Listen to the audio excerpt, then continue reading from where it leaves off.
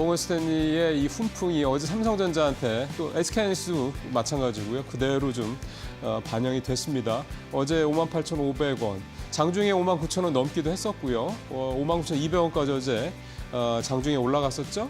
1.56% 또 올랐습니다. 이게 3개월짜리 차트인데 작년에 올 2월에 2만 원까지 좀 떨어진 이후에 쭉 다시 좀 올라가서 이제 6만 원 근처까지 좀 근접하고 있는 그런 상황이라고 볼 수가 있겠습니다. 외국인이 어제도 2,700억 넘게 2,800억 가까이 순매수를 해서요. 사흘째 순매수세 이어 좀 가고 있고요.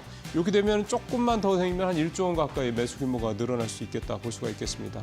사실 제가 조금 더 중요하게 보는 포인트는 이 부분입니다. 밑에 이게 삼성전자 월별 순매수세인데 작년 8월부터 본격적으로 외국인들 삼성전자에 대한 순매도 시작됐다라는 말씀은 아주 귀에 따갑도록 말씀을 드렸는데 보시죠. 쭉 해서 작년 9월에 무려 8조 넘게 팔았었고 쭉 2조, 4조, 3조, 2조, 1조 이렇게 계속 줄고는 있습니다. 1월 달에도 좀 플러스로 돌아서는 첫 주차 때 좀 그런 기대가 있었지만 여지없이 무너졌고 그러다가 이제 지난달에도 마이너스긴 한데 2,600억대까지 조 단위에서 확 줄었죠.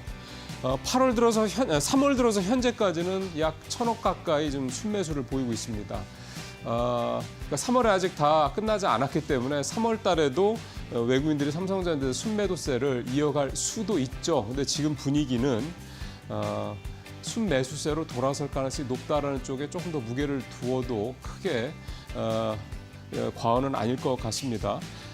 또 말씀드렸던 대로 이 모건 스탠리가 삼성전자, SK하이닉스의 이 목표가를 많이 올렸는데요. 특히 모건 스탠리의 리포트의 내용 중에는 상승 여력 이런 부분에 있어서는 SK하이닉스보다는 삼성전자가 더 높다 이렇게 얘기를 했습니다. 그 근거가 SK하이닉스의 HBM 관련된 이런 가장 이슈들 이런 모멘텀들 이런 부분들은 사실은 SK 주가에 비교적 많이 반영이 되었는데 삼성전자는 최근에 일어났던 전반적인 좀 회복에 대한 기대감 이런 부분들이 삼성전자 주가에는 아직 덜 반영이 돼 있기 때문이다 이런 얘기가 좀 되는 거고요.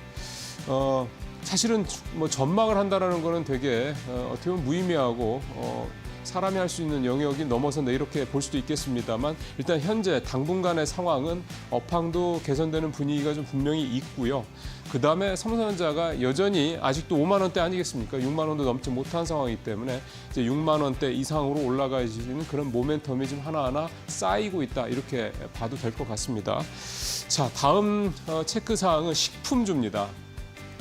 일단 어제 식품주들 주가를 좀 자세히 보면요. 어제 농심 5.5%, 오리온도 거의 5%, CJ제일제당도 4.5%, 오리온 홀딩스도 그렇고 SPC 삼립도 3% 가까이 올랐고 쭉 보니까 메일유업도 오르고 농심 홀딩스도 오르고 이렇게 좀 식품 관련 주가들이 어제 대부분 많이 올랐습니다. 삼양식품은 장중에 95만 8천 원을 기록하면서 신고가를 또 경신하기도 했었고요. 말씀드린 대로 오리온, 농심 이렇게 강세를 좀 보이고 있는데 일단 첫 번째는 삼양식품을 비롯해서 해외 수출에 대한 수치들이 계속해서 좋아지고 있다는 부분들이 되겠고 좀 더 이제 중요한 포인트는 가격 인상이 포인트라고 볼 수가 있겠습니다. 소비자들한테는 가격 인상, 예를 들어 라면 값이라든가 식용유 값이라든가 밀가루 값이라든가 오르는 것들이 싫죠. 당연히 물가가 올라와서 그만큼 가게에 압박이 좀 되는 거니까. 하지만 이런 물건들을 만들어서 파는 기업들에 있어서 봤을 때는 이 가격을 올린다는 것만큼 실적에 바로 직접적인 영향을 미치는 좋은 모멘텀이 드물죠.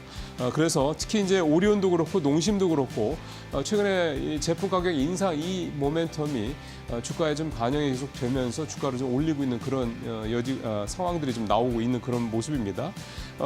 그러다 보니까 이제 증권가에서도 특히 삼양식품 같은 경우는 목표가를 이제 120만 원까지 올리는 데가 나오기 시작했거든요. 긍정적인 평가들이 좀 잇따르고 있는 그런 모습이고요. 오리온 같은 경우도 이게 굉장히 수출을 많이 하는 회사인데 이게 수출하는 국가가 러시아부터 시작해서 베트남, 중국 등등등 이게 되게 좀 퍼져 있습니다.